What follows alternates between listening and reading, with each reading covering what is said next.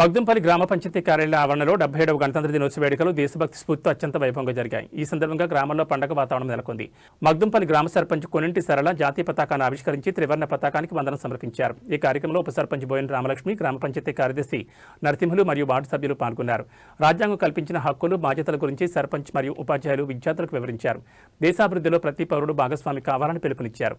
వివిధ పాఠశాలల విద్యార్థులు, ఉపాధ్యాయులు, వివిధ రాజకీయ పార్టీల నాయకులు మరియు గ్రామ ప్రజలు పెద్ద ఎత్తున పాల్గొని జాతీయ గీతాన్ని ఆలపించారు.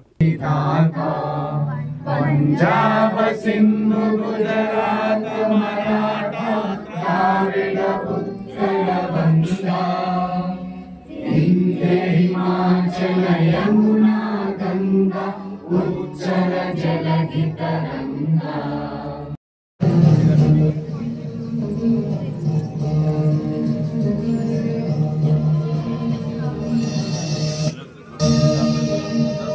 దేశమంటే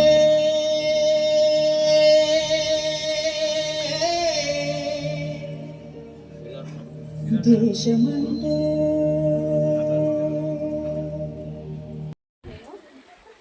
ఇక్కడ మా ఆహ్వానాన్ని మన్నించి ఇక్కడ వచ్చినటువంటి పెద్దలు మరియు చిన్నలు, యువకులు ముందుగా ఇక్కడ మన మట్టిలో మాణిక్యంగా మారిన మన సరళ దయానంద మేడం గారికి ధన్యవాదాలు మేడం. మీరు కూడా ఉప సర్పంచ్ అందరికీ ధన్యవాదాలు. ఎందుకంటే మా దగ్గర కూడా అంగన్వాడీ ఉంది.